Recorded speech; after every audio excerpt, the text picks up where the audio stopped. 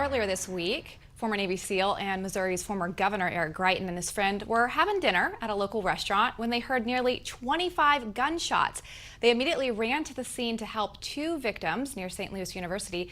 Sadly, both those men died from their gunshot wounds later. The former governor later spoke about the shooting, saying this is like something he would have experienced when he was in Iraq or Afghanistan and not the city of St. Louis. Take a listen. This is happening again and again and again. We have a record number of murders in the city this year. And right now you've got two bodies out here at Lindell and Grand, automatic gunfire going off like a war zone. Well, joining us now to talk about that event and the uptick in crime is former Missouri Governor Eric Greitens. Governor, welcome. Hey, great to be on with you guys. Thanks so much for having me. And Governor, you've literally, when you say in a war zone, you've been there, Afghanistan, Iraq, Horn of Africa, all these places around the world. As a Navy SEAL, you've seen it firsthand. So I don't take it lightly when you say that this is like a war zone. Have you experienced anything like this in the U.S. ever before? No, we haven't seen something like this before, Sean. I mean, I was sitting outside, and as you said, we had at least 25 shots go off, two different weapons, semi-automatic rounds fired, high rate of speed.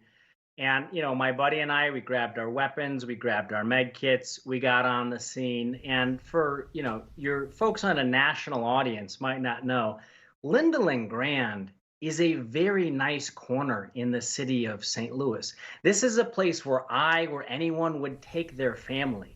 And this is happening in daylight.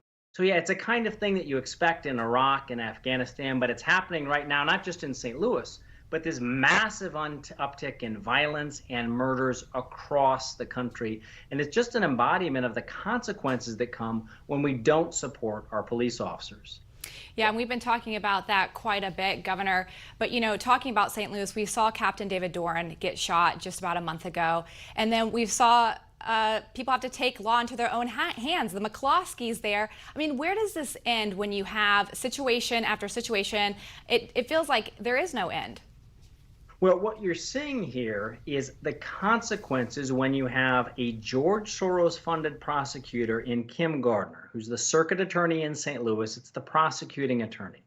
And 70% of her campaign was paid for by Soros, and the radical left is getting exactly what it paid for. She has let looters loose with no charges.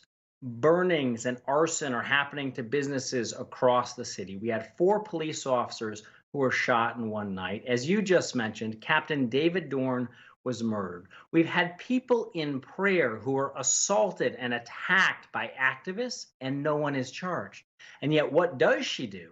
She comes out and she charges people and takes their guns away who are defending their own home. This is an embodiment of what happens when you get the lawlessness in this kind of ludicrous liberal leftist logic of defunding the police. Yeah, I just want to recall, because you touched on it, but it's the McCloskeys are right there in St. Louis, right? These are people that you're talking about that stood outside with the guns and tried to defend their own property. And it was that prosecutor that went after them for defending their property when people broke down their gate to their house.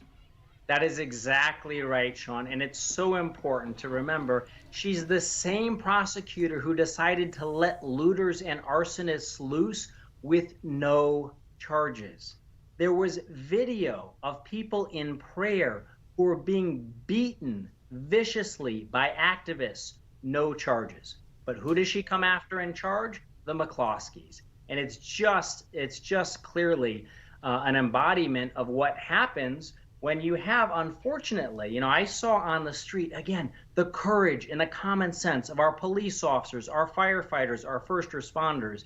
And it's just a terrible contrast to the cowardice and the confusion that you see from so many politicians who should be out supporting the police instead of attacking them. Yeah, and we've seen 30 police officers killed so far this year compared to, in total, 48 last year, just to show you what drastic numbers we have so far.